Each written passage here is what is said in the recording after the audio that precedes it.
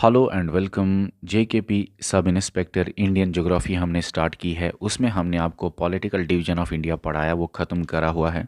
और जो हमने पॉलिटिकल डिवीजन ऑफ इंडिया पढ़ाया उसी के बेसिस पे हमने आज एप्लीकेशन पे सुबह 10 बजे आपका टेस्ट लिया। और आज जो आपके सामने वीडियो है ये वही टेस्ट का वीडियो एनालिसिस है। इन शॉर्ट आज के वीडियो में हम टॉप क्वेश्चंस आपको कराएंगे। पॉलिटिकल डिवीजन ऑफ इंडिया में कौन कौन से सवाल एग्ज़ाम में आते हैं वो हम आपको कराएंगे। ये पार्ट 1 रहेगा। इसके बाद और बहुत सारे टेस्ट एमसीक्यूज़ आने वाले हैं।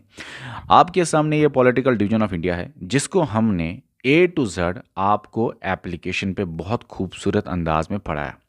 और बच्चा, पॉलिटिकल डिवीजन ऑफ इंडिया में भी आज का जो क्वेश्चंस आपके सामने हम डिस्कस करेंगे वो रहेंगे आपका इंडिया ट्रॉपिक ऑफ कैंसर, ये जो इंडिया लोकेशन एंड एक्सटेंट है, ये जो इंडियन स्टैंडर्ड टाइम है, उसके साथ साथ ये जो यहाँ पे इंफॉर्मेशन है। तो यहाँ तक बच्चा जो भी आपने एप्लीकेशन में पढ़ा उसी के बेसिस पे हमने आपका टेस्ट लिया हुआ है।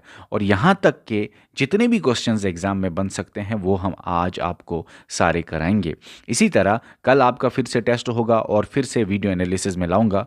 टोटल में 3 वीडियो आएंगे और पॉलिटिकल डिवीजन ऑफ इंडिया के top top top top questions जो अलग अलग एग्जाम्स में आए हुए हैं वो ख़त्म हो जाएंगे। ठीक है, ये जो आपके सामने मैं पीडीएफ दिखा रहा हूँ ये हमने एप्लीकेशन पे पॉलिटिकल डिवीजन ऑफ इंडिया ख़त्म किया हुआ है। इसके बाद फिजिकल डिवीजन ऑफ इंडिया हम अब स्टार्ट करेंगे, लेकिन पहले हम पॉलिटिकल डिवीजन ऑफ इंडिया के टॉप क्वेश्चंस तो देखें कौन कौन से एग्जाम में आते हैं। अच्छा बच्चा, इकोनॉमिक पॉलिसी जो है ये आज सुबह आपको वीडियो आया एप्लीकेशन पे, इकोनॉमिक जनरल पॉलिसी। और आज सुबह लेक्चर नंबर 1 आया है। कल इस पे आपका लेक्चर नंबर 2 कल सुबह आ जाएगा, ओके, एप्लीकेशन पे। उसके साथ साथ साइंटिफिक रिसर्च का भी लेक्चर बच्चा ऑलमोस्ट रेडी है और ये भी आपको कल एप्लीकेशन पे शेयर किया जाएगा। कल मेरे एप्लीकेशन पे 4 लेक्चर्स होंगे। एक तो मेरा एप्लीकेशन पे आपको कल साइंटिफिक रिसर्च का वीडियो आएगा, उसके साथ साथ मॉनेटरी पॉलिसी का सेकंड वीडियो आएगा, उसके साथ साथ ज्योग्राफी पे लेक्चर 3 आएगा और उसके साथ साथ रीजनिंग का भी लेक्चर आएगा। तो कल मेरे एप्लीकेशन पे 4 लेक्चर आने वाले हैं। ठीक है, ओके। अच्छा, ये भी आपको बता दूं कि हमारा एप्लीकेशन पे बैच ज्वाइन करने का सिंपल सा तरीका है। अभी जो आप वीडियो देख रहे हैं इसके डिस्क्रिप्शन में या कमेंट सेक्शन में आपको कंप्लीट सब इंस्पेक्टर बैच का लिंक मिल जाएगा। उस लिंक के ज़रिए आप जाके बैच में ज्वाइन हो सकते हैं। पूरे जे&के में सबसे बेस्ट क्वालिटी वाला और सबसे अफोर्डेबल फ़ी पे जो बैच मिलेगा वो हमारी एप्लीकेशन पे जेके सिविल सर्विस पे मिलेगा। तरीका मैंने बोला ज्वाइन करने का, वीडियो के डिस्क्रिप्शन में या कमेंट सेक्शन में जाके बैच में ज्वाइन कर सकते हैं या इस दिए गए व्हाट्सअप नंबर पर आप मैसेज कीजिए, हमारे कोऑर्डिनेटर्स आपको गाइड करेंगे। ये है हमारा जो टेस्ट एप्लीकेशन पे हुआ, उस पे टॉप जो 5 रैंक्स हमारे बच्चों ने लाए वो आपके सामने हैं। और मैं आपको ये भी बता दूं कि यहाँ से इनके 4th रैंक से लेके बराबर लगभग 20-22 रैंक तक सब बच्चों का स्कोर 37.5 है, जिनका एक एक क्वेश्चन गलत हो गया। तो बहुत अच्छा स्कोर है, बहुत अच्छे मार्क्स है। पेपर उतना मुश्किल नहीं है। चलो मैं दिखा ही लेता हूँ आज का जो आपका पेपर हुआ, उसमें top questions political division of India का एनालिसिस हम स्टार्ट करते हैं। तो सुन लीजिए, आपके स्क्रीन के ऊपर क्वेश्चन नंबर 1 क्या है? The tropic of cancer passes through how many states of India. तो सिंपल सा क्वेश्चन है और सिंपल सा आंसर इसका 8 है। 8 स्टेट से पास होता है। ट्रॉपिक ऑफ कैंसर आपको पता है, ये अगर अर्थ है ये इक्वेटर है, 23.5 पे ट्रॉपिक ऑफ कैंसर है नॉर्थ, 23.5 साउथ पे आपका ट्रॉपिक ऑफ कैप्रिकॉर्न है। इसी तरह 66.5 पे आपका आर्टिक सर्कल है और 66.5 पे आपका एंटार्क्टिक सर्कल है। लेकिन हमारा जो इंडिया है वो यहाँ पे है, तो ट्रॉपिक ऑफ कैंसर उसको बराबर 2 हिस्सों में डिवाइड करता है। और यही ट्रॉपिक ऑफ कैंसर के ऊपर बहुत बार सवाल आते हैं, बहुत बार आए हुए हैं सवाल, आपके एग्जाम में भी आ सकता है। ट्रॉपिक ऑफ कैंसर इंडिया के साथ साथ सिर्फ इंडिया को ही डिवाइड नहीं करता, सिर्फ इंडिया के बीच से नहीं गुजरता। ट्रॉपिक ऑफ कैंसर आपको बताऊं 17 कंट्री से पास होता है। ट्रॉपिक ऑफ कैंसर कितने वाटर बॉडी से पास होता है? चलिए बताइए, आपने मेरा लेक्चर देखा है, वेरी गुड। 7 वाटर बॉडी से पास होता है। ट्रॉपिक ऑफ कैंसर 3 कंटिनेंट से पास होता है। कौन कौन सी वाटर बॉडी है, कौन कौन सा कंटिनेंट है, कौन कौन सी कंट्री है और कौन कौन सा यहाँ पे नीचे कंटिनेंट है, वो आप मेरे लेक्चर में देख लीजिए। लेकिन ट्रॉपिक ऑफ कैंसर जब इंडिया से पास होता है तो टोटल कितने स्टेट से पास होता है, सवाल ये था। तो टोटल इंडिया से वो 8 स्टेट से पास होता है। अब ये 8 स्टेट्स कौन कौन सी है, यहाँ पे आपको बता दूं, गुजरात है, राजस्थान है, मध्य प्रदेश है, छत्तीसगढ़ है, झारखंड है, वेस्ट बंगाल है, त्रिपुरा है और मिजोरम है। ये 8 स्टेट्स है। अच्छा, अगर सवाल आए इन 8 स्टेट्स में से बताइए ट्रॉपिक ऑफ कैंसर का वेस्टर्न मोस्ट स्टेट कौन सा है, गुजरात। ईस्टर्न मोस्ट स्टेट कौन सा है, मिजोरम। अगर ये भी सवाल आया, और ये बहुत बार ऐसे सवाल आए हैं जो मेरे मुंह से अभी निकल रहा है बच्चा, ये आए हुए क्वेश्चन है। अभी 2023 का एक क्वेश्चन था कि ईस्टर्न मोस्ट कौन सा है, वेस्टर्न मोस्ट कौन सा है। अच्छा, अभी अभी अभी कुछ ही महीने पहले ये सवाल आया हुआ है, बताइए ट्रॉपिक ऑफ कैंसर की में से बताइए सबसे कम लेंथ कौन से स्टेट में है। सबसे कम लेंथ आपका राजस्थान स्टेट में है ट्रॉपिक ऑफ कैंसर का। सबसे ज्यादा लेंथ आपका मध्य प्रदेश में है ट्रॉपिक ऑफ कैंसर का। ठीक है ना, सबसे ज्यादा लेंथ जो ट्रॉपिक ऑफ कैंसर का है वो मध्य प्रदेश के स्टेट में है। ठीक है ना, बहुत सारे और कंसेप्ट्स है, चलिए आगे देखते हैं। द ट्रॉपिक कोई भी क्वेश्चन हो, कोई भी टेंशन हो, कंफ्यूजन हो, मेरा लेक्चर देख लिया, सारे कंफ्यूजन दूर हो जाएंगे। The tropic of cancer passes through, बताइए कौन कौन से, मैंने बोला 17 कंट्रीज है, उन 17 कंट्रीज में याद करो, मैंने इंडिया बोला और सऊदी अरेबिया बोला था, तो यहाँ पे इसको मैं टिक करता हूँ, आगे चलता हूँ, नहीं तो सेशन बहुत लंबा हो जाएगा। अब tropic of cancer can be located, अच्छा बताइए, अभी मैंने बोला 25.9 degree north, sorry 23.5 degree north, 23.5 degree north आपका यहाँ पे है। ट्रॉपिक ऑफ कैंसर जो है यहाँ पे लोकेट किया जाता है। ठीक है ना, ओके चलो नेक्स्ट पे चलता हूँ जल्दी जल्दी। Tropic of cancer passes through which of the following groups of Indian states.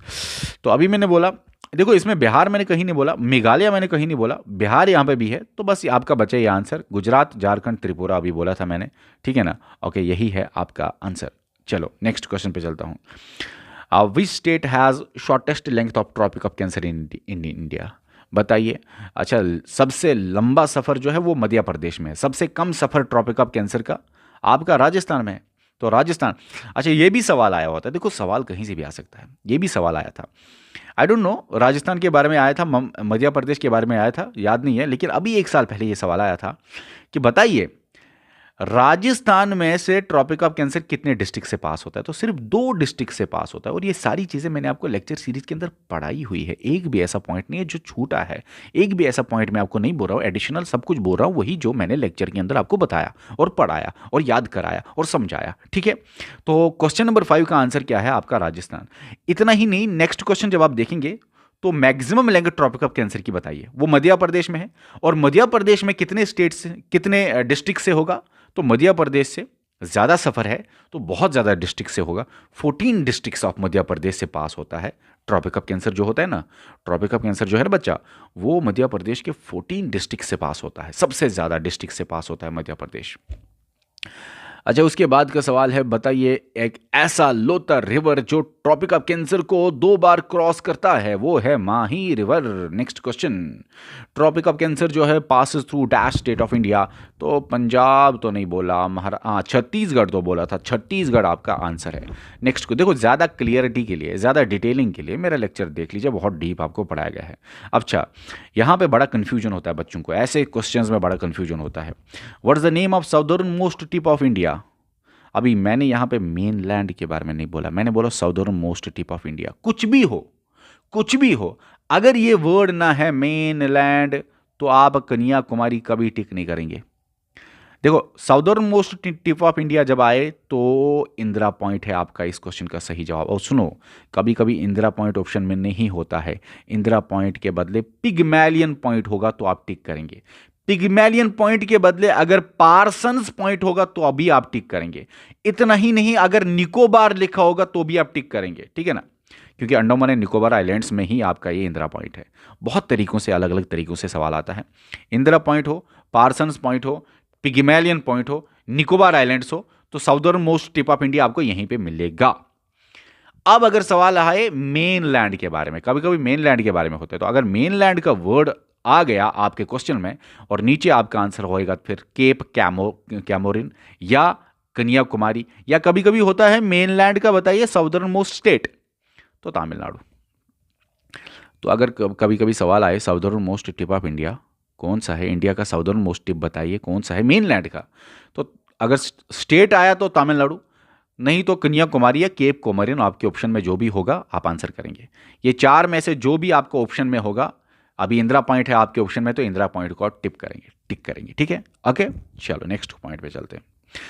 मैं ज़्यादा क्लियरिटी, अगर किसी बच्चे को कोई भी कन्फ्यूजन होता है तो प्लीज़ मेरा लेक्चर एक बार, बस एक बार देख लो, टेंशन सारे खत्म हो जाएंगे। इतना ही नहीं, चलो इतना ही नहीं, क्योंकि अब बात उठी है तो थोड़ा सा आपको ये भी याद कराऊं। मैंने आपको बोला नॉर्थ में, आपको पता है ईस्ट वेस्ट नॉर्थ साउथ है। मैंने आपको बोला नॉर्थ में अगर सवाल आए northern most tip of India बताए तो इंदिरा कॉल है, इंदिरा कॉल लद्दाख में है। लेकिन अगर सवाल आए इंडिया जो क्लेम करता है कि नॉर्दर्न मोस्ट टिप है हमारा, इंडिया जो क्लेम करता है, जो कि अभी पाकिस्तान ऑक्युपाइड कश्मीर में है, उसको बोलते हैं क्लिक पास। क्लिक पास ये भी एक बार आया हुआ है, मेरी हर बात आई हुई है एग्जाम में, याद रखना। जो भी मैं कभी बोलता हूं ना, कुछ ऐसे एक लाइन नहीं बोलता हूं, जब भी मेरे मुंह से कुछ निकले समझो एग्जाम की आई हुई बात है ये, ठीक है? ओके, अच्छा, ये वेस्टर्न मोस्ट पॉइंट है, ये ईस्टर्न मोस्ट पॉइंट है, ये साउदर्न मोस्ट पॉइंट है। वेस्टर्न मोस्ट पॉइंट में कभी कभी आपके अलग अलग तरीके से क्वेश्चन आते हैं। कभी कभी होता है वहां पे सवाल, बताइए western most point of India. तो ऑप्शन में आपका डिपेंड करेगा कौन सा ऑप्शन है। वहां पे अगर कच्छ लिखा है तो कच्छ को टिक करके आओगे। वहां पे आपको अगर कहीं कहीं पे कच्छ नहीं होता, कहीं कहीं पे सर क्रीक होता है, उसको टिक करेंगे। कहीं कहीं पे ये दोनों नहीं होते, कहीं कहीं पे सिंपल में लिखा होता है गौहर मोटा, और ज्यादातर यही होता है गौहर मोटा, तो गौहर मोटा को आप टिक करेंगे। कहीं कहीं पे ऐसा होता है कि बताइए वेस्टर्न मोस्ट पॉइंट जो है वो किस स्टेट में है, तो गुजरात आप टिक करें। तो कुछ भी हो, गुजरात हो, गौहर मोटा हो, सरक्रीक हो, कच्छ हो, ये एक ही बात है, वेस्टर्न मोस्ट टिप या वेस्टर्न मोस्ट स्टेट गुजरात है, ठीक है? ओके, इसी तरह ईस्टर्न मोस्ट आपका केबी2 है अरुणाचल प्रदेश में। चलो ठीक है, लेक्चर के अंदर देख लेना अगर कोई भी कंफ्यूजन बच्चा होता है आपको, ठीक है? कुछ भी कंफ्यूजन हो लेक्चर सीरीज देख लो। North to south of India extend, बताइए अगर ये बच्चा इंडिया है तो बताइए नॉर्थ टू साउथ कितना है, ईस्ट टू वेस्ट कितना है। अगर मैं नॉर्थ टू साउथ की बात करूं तो 3214 किलोमीटर कहाँ है? 3214 किलोमीटर है कहीं क्या? ये है आपका, सॉरी ये है, मेरे को लगा ऑप्शन में नहीं है। 3214 किलोमीटर आपका सही जवाब है। और अगर मैं यहां से देखूं ईस्ट वेस्ट एक्सटेंड तो 2933 किलोमीटर आपका सही जवाब है, ठीक है? ओके, नेक्स्ट क्वेश्चन पे मैं चलता हूं। अच्छा, western most point of India, मैंने अभी बोला western most point of India कुछ भी हो आपके ऑप्शन में, इन चार में से कर लीजिए। कच्छ, सरक्रीक हो, गुजरात हो, गौहर मोटा, चारों के चारों नहीं होते। अलग अलग एग्जाम्स में देखा है मैंने, अलग अलग तरह के ऑप्शेंस होते हैं। कहीं पे कच्छ लिखा होता है, कहीं पे सरक्रीक लिखा होगा, कहीं पे गुजरात लिखा होगा, कहीं पे गौहर मोटा लिखा होगा। किसी किसी बुक में अलग अलग तरीके से दिया हुआ है, लेकिन मैंने हर एक तरीका आपको बता दिया, हर एक पॉइंट आपको बता दिया, क्योंकि मेरे बच्चों को कंफ्यूजन नहीं होना चाहिए, चाहे कोई भी क्वेश्चन आ जाए। तो ये चार में से यहाँ पे गौहर मोटा है, तो गौहर मोटा को टिक करो, खत्म। क्वेश्चन नंबर 11 आपका। क्वेश्चन नंबर 12 आपके स्क्रीन पे। Okay, which of the following longitude is known as standard meridian of India. और मुझे बहुत खुशी हो रही है कि हमारे एप्लीकेशन पे बच्चों ने फुल स्कोर लाया हुआ है, बहुत अच्छा स्कोर लाया हुआ है। हालांकि अभी कुछ बच्चों ने टेस्ट नहीं दिया हुआ है, क्योंकि आज ही टेस्ट अपलोड हुआ है। अभी बहुत सारे बच्चे लेट तक, बहुत सारे बच्चे टेस्ट देंगे और बहुत अच्छी रैंक्स लाएंगे। मुझे पूरी उम्मीद है कि बच्चे फिर बाद में टेस्ट जब देते हैं ना, तो टॉप 10 में पूरा स्कोर लाते हैं बच्चे। तो चलिए, which of the following longitudes is known as standard meridian of India, बताइए। 82.30 डिग्री ईस्ट कहाँ है? 82.30 डिग्री ईस्ट यही है, या 82 डिग्री 30 मिनट से ईस्ट, ठीक है? ये है आपका सही जवाब। अच्छा, कहीं कहीं पे ऐसा जब सवाल आता है, आपको ये भी बता दूं मैं, ये आपका मान लीजिए, एक सेकंड, ये आपका मान लीजिए मैप है, ये आपका मान लीजिए 0 डिग्री लॉन्गिट्यूड है, 0 डिग्री लॉन्गिट्यूड है। ये 0 डिग्री लॉन्गिट्यूड आपका ग्रीनविच मीन टाइम से, या ग्रीनविच मीन टाइम आपका रॉयल ऑब्जर्वेटरी है लंदन में, ग्रीनविच मीन टाइम वहाँ पे, ठीक है? अब इंडिया का जो लॉन्गिट्यूड आता है, इंडिया यहाँ पे आता है मान लीजिए, तो इंडिया के का जो ये लॉन्गिट्यूड है, लैटिट्यूड नहीं लॉन्गिट्यूड है, इंडिया का जो ये लॉन्गिट्यूड है बच्चा, एक सेकेंड, ये जब देखा जाता है ये कितना है इस ग्रीनविच मीन टाइम से, ये है बच्चा 82 डिग्री 30 मिनट्स है। ये ईस्ट में है ना, ईस्ट में है ना, इधर है ना ग्रीनविच मीन टाइम के ईस्ट में, ठीक है? अब बच्चा सवाल जो आता है आपको, बताइए कि इंडिया में जो ये 82 डिग्री 30 मिनट्स ईस्ट आपका इंडियन स्टैंडर्ड मेरिडियन है, ये कहाँ से पास होता है? तो वहाँ पे ऑप्शन में आपके याद रखना, मिर्ज़ापुर हो, सही है। वहाँ पे अलाहाबाद हो, वो भी सही है। वहाँ पे नानी हो, वो भी सही है। वहाँ पे प्रयागराज हो, वो भी सही है। वहाँ पे यूपी हो, ठीक है ना, मिर्ज़ापुर, एमपी नहीं लिखा है, ये मिर्ज़ापुर लिखा है। मिर्ज़ापुर हो, इलाहाबाद हो, नानी हो, प्रयागराज हो, और ये सारा यूपी उत्तर प्रदेश में है, तो यूपी हो तो आपको किसी भी देख के टिक करके आना है। अलग अलग तरीके से आपके ऑप्शन में हो सकता है क्वेश्चन, ठीक है। ओके, अब यहां पे आपको मैं ये भी बताना चाहता हूं कि ये इंडिया का जो मेरिडियन है, इंडियन स्टैंडर्ड मेरिडियन, और ग्रीनविच मीन टाइम जो है, इसमें आप बताइए कितना डिफरेंस है टाइम का। तो 5 आवर 30 मिनट्स है Indian Standard time ahead of GMT. मगर जीएमटी में मतलब अगर दिन के 12 बजे हैं तो शाम के 5:30 बजे होंगे यहां पे इंडिया में। अगर अगर लंदन में 12 बजे हैं, ग्रीनविच मीन टाइम जहां जहां से है, सिर्फ लंदन नहीं, ऊपर से नीचे तक जहां जहां से है, तो 12 बजे अगर वहां पे हैं तो इंडिया में 5:30 बजे होंगे, क्योंकि इंडिया है 5 hour 30 minutes ahead of GMT. ठीक है ना। ओके, इतना क्लियर है। बहुत सारी और बातें हैं, आगे आगे के लेक्चर में हम देखेंगे। और इंडिया में जैसे जैसे वहां पे लंदन में आपका रॉयल ऑब्जर्वेटरी है जो ग्रीनविच मीन टाइम दिखाता है, इसी तरह इंडिया में मिर्जापुर क्लॉक है, या यूपी या इलाहाबाद या नानी या प्रयागराज कुछ भी हो, खासकर इलाहाबाद ऑब्जर्वेटरी है या मिर्जापुर क्लॉक आपने सुना होगा, तो इलाहाबाद में ये ऑब्जर्वेटरी है, उसके हिसाब से ये डिसाइड होता है इंडिया का टाइम। ठीक है ना। तो इंडिया का टाइम जितना भी है ना, वो मिर्ज़ापुर में एक क्लॉक है या इलाहाबाद में ऑब्जर्वेटरी है, ठीक है ना, वहाँ के हिसाब से ही पूरे इंडिया का टाइम डिसाइड होता है। फॉर मोर क्लियरिटी प्लीज़ मेरा लेक्चर देख लो। In which year was Indian Standard Time officially adopted in India? बताइए। 1947 आपका सही जवाब है। मैंने आपको बोला 1947 में, मैंने आपको बताया हुआ। और इंडिया और श्रीलंका का टाइम जो है वो इसी 82.30 डिग्री ईस्ट के हिसाब से ही है। अच्छा, इसके साथ साथ याद करो, मैंने आपको बोला 1880s का ऐसा टाइम था जब इंडिया में 4 टाइम जोन्स चलते थे। 4 टाइम जोन्स चलते थे। इंडिया का अलग अलग टाइम होता था, इंडिया के अंदर ही अलग अलग टाइम जोन्स थे। कोई हिस्सा इंडिया का बंबई टाइम के हिसाब से चलता था, कोई हिस्सा इंडिया का मद्रास टाइम के हिसाब से चलता था, फिर कलकत्ता टाइम के हिसाब से, फिर पोर्ट ब्लेयर टाइम अलग था, ये मैंने आपको बताया। और मैंने आपको ये भी बोला, रेलवे इंडिया का बराबर आपका मद्रास टाइम पे ही चलता था, क्योंकि रेलवे में प्रॉब्लम नहीं होनी चाहिए, तो इसलिए एक ही टाइम पे मद्रास टाइम पे चलता था। तो बस बहुत सारी और बातें हैं जो मैंने लेक्चर के अंदर बताई हुई है। चलिए नेक्स्ट क्वेश्चन पे मैं चलता हूं। अच्छा बताइए, क्वेश्चन है आपके सामने, बताइए इंडिया का ईस्टर्न जो स्टेट है और वेस्टर्न जो गुजरात है, इन दोनों के बीच में टाइम क्या है, डिफरेंस क्या है? ये इंडिया है, एक सेकेंड, सॉरी फॉर एग्जाम्पल, ये आपका ईस्टर्न मोस्ट है, वेस्टर्न मोस्ट है गुजरात में, वो आपका अरुणाचल प्रदेश और गुजरात में आपको बताना है कितना डिफरेंस है टाइम का। हालांकि टाइम बराबर होता है, क्योंकि हम क्या चलते हैं, इलाहाबाद ऑब्जर्वेटरी के हिसाब से ही हमें चलना पड़ता है। मिर्ज़ापुर क्लॉक जो आपने सुना होगा उसके हिसाब से चलते हैं। लेकिन सवाल है असल में कितना टाइम का डिफरेंस है इन दोनों के दरमियान। याद करो, मैंने आपको बताया हुआ 30 डिग्री का डिफरेंस है, और हर 4 मिनट से इसको मल्टीप्लाई करो, वो हो 120 मिनट्स, हो गया 2 आवर्स। 120 मिनट्स होता है 2 आवर्स, 120 मिनट्स होता है 2 आवर्स। तो 2 आवर्स का डिफरेंस है इन दोनों के बीच में। चलो नेक्स्ट क्वेश्चन पे चलता हूँ। Indian Standard Time meridian does not pass through. अच्छा, इसमें से महाराष्ट्र ऐसा है जिसमें पास नहीं होता, क्योंकि याद करो ये जो 82.30 डिग्री है ईस्ट लॉन्गिट्यूड, ये जो इंडियन स्टैंडर्ड टाइम है, ये सबसे पहले ऊपर यूपी से जाता है, फिर एमपी में जाता है, फिर छत्तीसगढ़ में, फिर ओडिशा में, फिर आंध्रा में। तो ये 5 स्टेट से गुजरता है, ठीक है ना। यूपी, एमपी, छत्तीसगढ़, ओडिशा, आंध्रा, ये 5 से गुजरता है। आंध्रा आया, छत्तीसगढ़ आया, यूपी आया, बस महाराष्ट्र कहीं नहीं आया ये नाम। तो बस ये आपका टिक करना है, क्योंकि आपको बोलना था डज नॉट पास थ्रू। उसके बाद अच्छा एक बात बताऊं, सिंपल सा क्वेश्चन मैंने देखा हमारी एप्लीकेशन पे हज़ारों बच्चों ने ये टेस्ट दिया है। ये इतना इजी क्वेश्चन है, ये कैसे गलत हो सकता है? ये तो बहुत सारे बच्चों को गलत हुआ है। फिर सुन लो इस बात को। बहुत बार क्या आप करते हैं बच्चा, आप नहीं देखते हैं अच्छी तरह क्वेश्चन। आपने क्या किया हुआ है, आपके दिमाग में आया यूपी है, इलाहाबाद है, यूपी सर बताते हैं, तो आपको यूपी दिखा और ये डज नॉट पास आप नहीं पढ़ते। प्लीज हर क्वेश्चन को ये नॉट वाला हिस्सा मत इग्नोर करो, अच्छे से क्वेश्चन पढ़ो। ये भी क्वेश्चन सिंपल सा क्वेश्चन एग्जाम में क्यों गलत होता है? क्योंकि हम अच्छे से नहीं पढ़ते क्वेश्चन। तो ये वाले एग्जाम जो आपने दिया हमारे एप्लीकेशन पे, ये असल में आपका ट्रेनिंग सेट चल रहा है। इस ट्रेनिंग में मत करो गलती।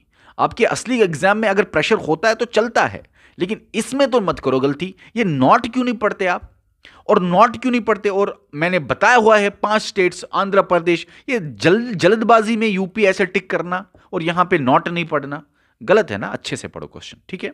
Okay, Indian Standard time is the time zone followed through the country, it's actually okay. बताइए इंडियन स्टैंडर्ड टाइम जो इंडिया का टाइम है ना, वो किसके हिसाब से चलता है? मिर्ज़ापुर के हिसाब से चलता है।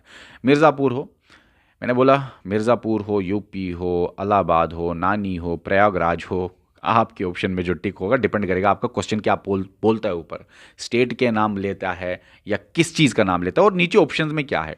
ऑप्शंस सारे एक साथ नहीं होंगे, ठीक है ना, ये भी याद रखना। मैंने हर क्वेश्चन देखा, ऑप्शंस किसी जगह यूपी, किसी जगह ऑप्शन में इलाहाबाद, किसी जगह नानी, किसी जगह प्रयागराज, किसी जगह मिर्ज़ापुर, तो मेजॉरिटी ऑफ द जगहों पे है, और इलाहाबाद भी मेजॉरिटी ऑफ द जगहों पे है। चलो, Indian Standard time is calculated from the clock tower. Clock tower कहां पे है? जहां पे पूरा इंडिया का टाइम होता है, मिर्जापुर क्लॉक टावर। ये बड़ा इंटरेस्टिंग क्वेश्चन है, बड़ा इंटरेस्टिंग क्वेश्चन है, बड़ा इंटरेस्टिंग सा क्वेश्चन है बच्चा। लिखा हुआ है कि 12 बजे हैं इंडिया में। देखो मैंने आपको बोला ग्रीनविच मीन टाइम है, ये ग्रीनविच मीन टाइम, यह मैंने आपको बोला इंडिया का टाइम है, इंडियन स्टैंडर्ड टाइम। अब सवाल ऊपर है कि इंडियन स्टैंडर्ड टाइम आपके 12 बजे है, दिन के 12 बजे। अब आप बताइए ग्रीनविच मीन टाइम में कितना होगा? और इसी ग्रीनविच मीन टाइम के अपोजिट में एक ऐसे जिगजैग टाइप की लाइन होती है जिसको बोलते हैं इंटरनेशनल डे टाइम।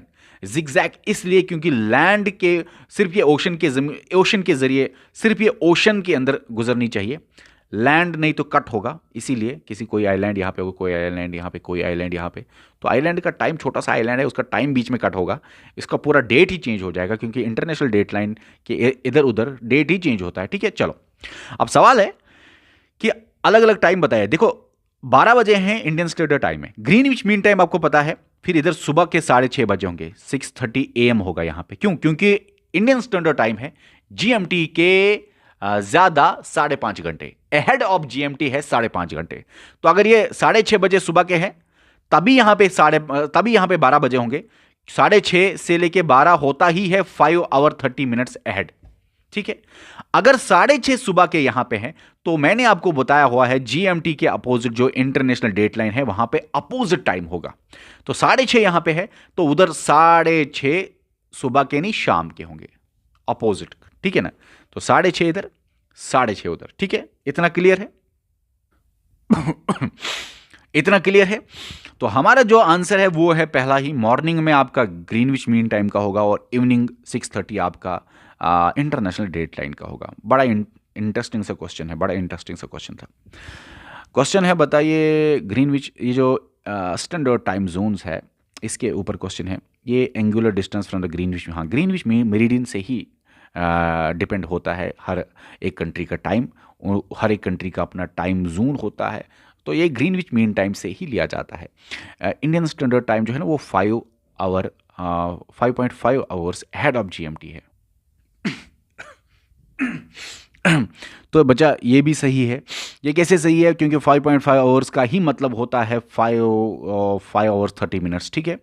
ओके, और फिर ये जो कंट्री है मल्टीपल टाइम जोन्स, ये भी सही है, तीनों सही है इसके हिसाब से। 1 2 3 है आपका सही जवाब। देखो आपको ये भी बता दूं, मल्टीपल टाइम जोन्स होते हैं, रशिया के 11 टाइम जोन्स है। सबसे ज़्यादा टाइम जोन्स किसके हैं? फ्रांस के, आपको बताऊं 12 टाइम जोन्स है सबसे ज़्यादा। अब रशिया बहुत बड़ा है इसीलिए उसके बीच में टाइम जोन्स है तो मानते हैं, लेकिन मुझे बताइए फ्रांस में क्यों है सबसे ज़्यादा टाइम? फ्रांस तो छोटा है, ये मैंने आपको पढ़ाया हुआ है, क्योंकि ओवरसीज टेरिटरीज है फ्रांस में बहुत ज़्यादा, इसलिए, ठीक है। नेक्स्ट क्वेश्चन पे चलते हैं। लास्ट क्वेश्चन जो आपको दिया गया था कि बताइए इसमें से बताइए कौन सा शेड्यूल ऐसा है कॉन्स्टिट्यूशन का जो बताता है ऑटोनॉमस डिस्ट्रिक्ट काउंसिल को सेट कीजिए। और सिंपल सा क्वेश्चन है, 6th शेड्यूल मैंने आपको पढ़ाया हुआ है कि पढ़ाया हुआ है कि इंडियन सब कॉन्टिनेंट है। इंडियन सब कॉन्टिनेंट के अंदर बहुत सारे कंट्रीज़ है, उसके अंदर एक कंट्री है इंडिया, और इंडिया के अंदर मैंने आपको बोला 6 जोन्स बड़े बड़े आते हैं। 6 जोन्स जो है वो डिवाइड हुए हैं स्टेट्स एंड यूटीज़ में डिवाइड हुए हैं। स्टेट्स और यूटीज़ डिवाइड हुए हैं डिविजन्स में डिवाइड हुए हैं। डिविजन्स आगे डिवाइड हुए हैं डिस्ट्रिक्ट्स में डिवाइड हुए हैं। डिस्ट्रिक्ट्स आगे डिवाइड हुए हैं तहसील्स में। तहसील आगे डिवाइड हुए हैं में, आपका लोकल बॉडीज़ में, मतलब पंचायत और म्यूनसिपलिटीज़ में। इसी तरह मैंने यहाँ पे बोला जो स्टेट्स एंड यूटीज़ है, कहीं कहीं स्टेट पे क्या है कि वो ऑटोनोमस डिस्ट्रिक्ट काउंसिल्स है, उसके अंदर ऑटोनोमस डिस्ट्रिक्ट काउंसिल आपका 6th शेड्यूल बोलता है कि कुछ स्टेट्स ऑटोनोमस डिस्ट्रिक्ट काउंसिल बना सकता है। वो कौन कौन से स्टेट्स है? वो 4 स्टेट्स है, ATMM है, आसाम, त्रिपुरा, मेघालय और मिजोरम। ये 4 स्टेट्स ऑटोनोमस डिस्ट्रिक्ट काउंसिल बनाते हैं। ये कौन सा कॉन्स्टिट्यूशन का शेड्यूल बताता है? 6th schedule of the constitution of India. बहुत सारी बातें हैं, लेक्चर के अंदर आपको मोर क्लियरिटी आएगी। जिस बच्चे ने अभी तक लेक्चर पूरा नहीं देखा, लेक्चर पूरा देख लो। ये सारे क्वेश्चंस आपको बहुत आसान लगने वाले हैं। कल सुबह फिर से आपका ज्योग्राफी का टेस्ट होगा, जिसका एनालिसिस आपका लेक्चर नंबर 11 में आएगा, और पॉलिटिकल ज्योग्राफी के ऊपर ही कल आपका टेस्ट होगा। कल आपके फिर से टॉप 20 क्वेश्चंस होंगे, और कल के जो 20 क्वेश्चंस होंगे वो आपके area of India, population of India, ये पढ़ के जाना। सबसे इंपॉर्टेंट ये लैंड बॉर्डर्स, ये पढ़ के जाना, ठीक है। और ये भी आप पढ़ लेना, तो ये सारा पढ़ लेना। टॉप 20 से 30 क्वेश्चंस हम वहाँ पे डालेंगे, आपको 30 क्वेश्चंस हम रखेंगे, ठीक है ना। Area, population, borders of India, और ये बॉर्डर्स ऑफ इंडिया की ट्रिक्स भी याद करो, नहीं तो बहुत कन्फ्यूजन हो जाएगा बच्चा, ठीक है ना। और यहाँ तक आप पढ़ लीजिए। 30 क्वेश्चंस के लिए तैयार रहो। कल सुबह 10 बजे आपकी एप्लीकेशन पे टेस्ट होगा, जिसका वीडियो एनालिसिस में कल लाऊंगा लेक्चर नंबर 11 की शक्ल में, ठीक है। आज के वीडियो में इतना ही, मिलते हैं नेक्स्ट वीडियो में। साथ में आपको ये भी बताना चाहता हूँ, क्योंकि यहाँ पर कुछ और भी बताना था कि बच्चों, हमारी एप्लीकेशन पे पूरा JKPSI का कोर्स अगर आप ज्वाइन करना चाहते हैं, बहुत ब्यूटीफुल सा कोर्स है। हर एक चीज़ आपको पढ़ाई जा रही है, हर एक चीज़ आपको बेहतरीन तरीके से, और सिर्फ इतना ही नहीं, सबसे कम एफोर्डेबल फ़ी पूरे JNK में, पूरे इंडिया में आप कह सकते हैं इस कोर्स के लिए है। वो हमारी JK सिविल सर्विस एप्लीकेशन पे है। तरीका क्या है ज्वाइन करने का? कोऑर्डिनेटर को आप बहुत मैसेजेस करते हो, उससे पहले सुन लो तरीका।